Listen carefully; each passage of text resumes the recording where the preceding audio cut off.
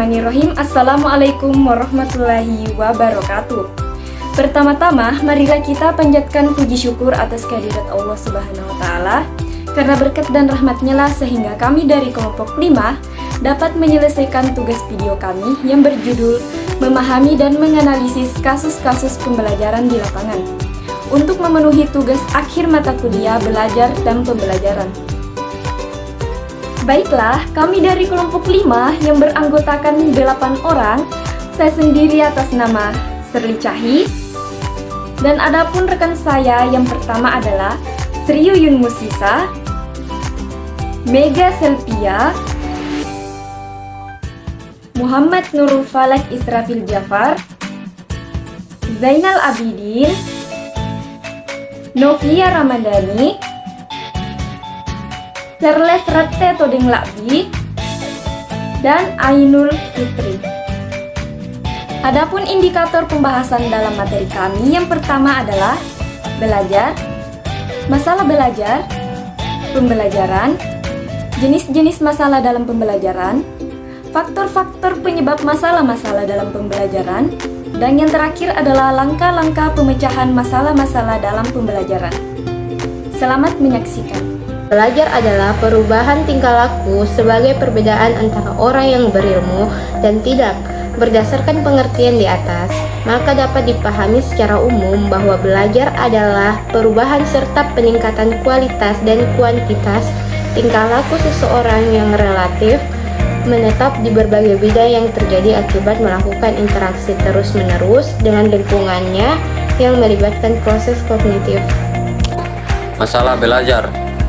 Masalah belajar adalah suatu kondisi tertentu yang dialami oleh siswa dan menghambat kelancaran proses yang dilakukan individu untuk memperoleh suatu perubahan tingkah laku yang baru secara keseluruhan. Kondisi tertentu itu dapat berkenan dengan keadaan dirinya, yaitu berupa kelemahan-kelemahan, dan dapat juga berkenan dengan lingkungan yang tidak menguntungkan bagi dirinya. Masalah-masalah belajar ini tidak hanya dialami oleh siswa-siswa yang lambat saja dalam belajarnya, tetapi juga dapat menimpa siswa-siswa yang memiliki kemampuan di atas rata-rata normal, pandai atau cerdas. Masalah-masalah dalam pembelajaran ini adalah suatu yang harus dicapai oleh guru dan orang tua, sehingga proses belajar anak bisa sesuai dengan tujuan yang pertama, yaitu mencerdaskan anak bangsa yang berpendidikan dan mempunyai tingkah laku yang baik. Tanggung jawab seorang guru dalam mendidik anak bangsa berjalan dengan baik jika masalah-masalah dalam pembelajaran bisa dipecahkan secara bersama-sama. Pembelajaran atau instruksional adalah usaha mengorganisasikan lingkungan belajar sehingga memungkinkan siswa melakukan kegiatan belajar untuk mencapai tujuan pembelajaran dengan menggunakan berbagai media dan sumber belajar tertentu yang akan mendukung pembelajaran itu nantinya. Jenis-jenis masalah dalam pembelajaran, di mana terdapat beberapa masalah dalam pembelajaran yang perlu untuk ditanggulangi. Yang pertama yaitu berkurangnya motivasi para peserta didik untuk belajar atau berpartisipasi di dalam belajar. Kedua, semakin banyak siswa yang membolos pada saat jam pembelajaran dimulai. Ketiga adalah pada zaman ini banyak sekali perkelahian yang muncul di kalangan antar pelajar. Dan keempat, prestasi siswa yang semakin rendah dan mengalami kemerosotan nilai. Dan kelima, semakin menipisnya etika dan kesopanan di dalam belajar.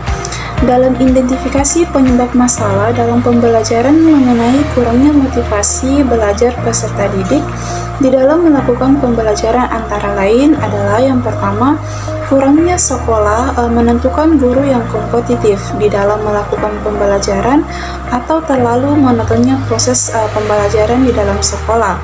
Kedua adalah kurangnya guru melakukan sebuah hubungan atau relasi kepada peserta didiknya yang menjadi tugas seorang guru. Dan ketiga adalah kurangnya maksimal dalam penggunaan alat ataupun media pembelajarannya menjadi pendukung di dalam aktivitas belajar mengajar. Keempat, tidak adanya sebuah ide atau motivasi untuk membuat kelas yang hidup dan tidak berkesan kaku ataupun membosankan. Kelima adalah guru tidak melakukan upaya permasalahan kelas yang monoton yang membuat peserta didik menjadi malas untuk datang ke kelas. Dan keenam, kurangnya kemampuan para peserta didik untuk belajar di dalam kelompok-kelompok kecil untuk melakukan suatu diskusi ringan. Dan yang terakhir adalah tidak adanya upaya para tenaga pendidik untuk memulai cara pembelajaran yang baru supaya para peserta didiknya ini dapat lebih aktif dalam proses pembelajaran, dan tidak adanya sebuah pemberian penghargaan kepada peserta didik yang memberikan kemampuannya dalam pembelajaran atau memiliki tingkat kecerdasan yang tinggi. Pak Yitno Herman DKK mengemukakan masalah belajar sebagai berikut. Yang pertama, keterampilan akademik adalah keadaan siswa yang diperkirakan memiliki intelijensi yang cukup tinggi, tetapi tidak dapat memanfaatkannya secara optimal. Yang kedua, keterampilan dalam belajar, keadaan siswa yang memiliki IQ 130 atau lebih, tetapi masih memerlukan tugas-tugas khusus untuk memenuhi kebutuhan dan kemampuan belajar yang amat tinggi. Yang ketiga, sangat lambat dalam belajar, adalah keadaan siswa yang memiliki akademik yang kurang memadai dan perlu dipertimbangkan untuk mendapatkan pendidikan atau pengajaran khusus. Yang keempat, kurang motivasi dalam belajar, adalah keadaan siswa yang kurang bersemangat dalam belajar. Mereka seolah-olah tampak jera dan malas. Yang kelima, berdasarkan sikap kebiasaan buruk dalam belajar, kondisi siswa yang kegiatan atau perbuatan belajarnya sehari-hari antagonistik dengan yang seharusnya, seperti suka menunda-nunda tugas, mengulur waktu, membeci guru, tidak mau bertanya untuk hal-hal yang tidak diketahuinya, dan sebagainya. Selanjutnya itu faktor-faktor penyebab permasalahan dalam pembelajaran yang terdiri dari dua faktor, yaitu faktor internal dan faktor eksternal. Faktor internal terdiri dari faktor psikologi, di antaranya inteligasi dan bakat motivasi. Kedua, faktor fisiologis. Gangguan-gangguan fisik dapat berupa gangguan pada alat-alat penglihatan dan pendengaran yang dapat menimbulkan kesulitan belajar, seperti gangguan visual yang sering disertai dengan gejala pusing, mual, sakit kepala, malas, dan kehilangan konsentrasi pada pelajaran. Kedua, faktor eksternal yang terdiri dari faktor yang bersumber dari lingkungan sekolah, di antaranya metode mengajar, hubungan guru dengan guru, siswa dengan guru, dan siswa dengan siswa, dan terakhir sarana dan prasarana. Kedua, faktor keluarga, di antaranya keadaan ekonomi keluarga, hubungan antar sesama anggota keluarga, dan tuntutan orang tua. Dan terakhir, faktor lingkungan masyarakat. Faktor yang bersumber dari lingkungan masyarakat yaitu dapat menimbulkan kesulitan belajar adalah media cetak, komik, buku-buku pornografi, media elektronik, TV, video, PlayStation, dan sebagainya. Selanjutnya adalah langkah-langkah pemecahan masalah. Masalah-masalah dalam pembelajaran menurut Prayitno Herman DKK 2006 halaman 159-160, masalah pembelajaran siswa dapat dientaskan melalui: yang pertama, pengajaran perbaikan. Pengajaran perbaikan merupakan suatu bentuk layanan yang diberikan kepada seseorang atau sekelompok siswa yang mengalami masalah-masalah, seperti masalah dalam belajar, dengan maksud untuk memperbaiki kesalahan-kesalahan dalam proses dan hasil belajar siswa. Yang kedua adalah program pengayaan. Kegiatan pengayaan merupakan suatu bentuk layanan yang diberikan kepada seseorang atau beberapa orang siswa yang sangat cepat dalam belajar. Sebagai seorang pendidik, kita tidak harus memperhatikan siswa yang kurang mampu saja, tetapi siswa yang cepat dalam belajar juga sangat penting untuk kita perhatikan. Hal ini nantinya tidak ada suatu kesenjangan dengan yang lain. Harapannya, siswa yang cepat dalam menerima pelajaran bisa mengimbangi dan mungkin bisa membantu siswa yang kurang cepat dalam menerima pelajaran. Selanjutnya, yang ketiga, yaitu peningkatan motivasi belajar. Guru bidang studi, guru pembimbing, dan staf sekolah lainnya berkewajiban untuk membantu siswa meningkatkan motivasi dalam belajar.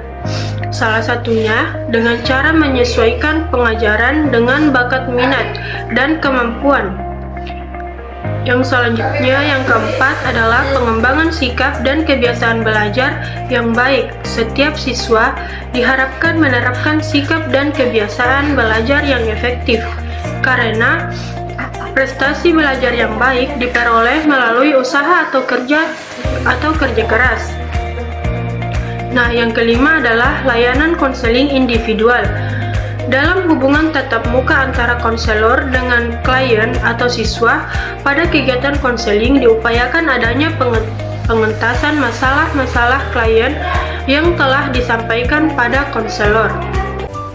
Baiklah, itulah tadi pemaparan materi dari kelompok kami mengenai memahami dan menganalisis kasus-kasus pembelajaran di lapangan.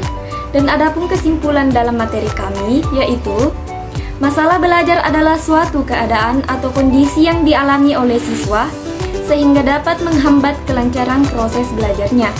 Kondisi tertentu ini dapat berkenaan dengan keadaan dirinya, yaitu berupa kelemahan-kelemahan yang dimilikinya, dan dapat juga berkenaan dengan lingkungan yang tidak merugikan dan memberikan dampak buruk bagi dirinya.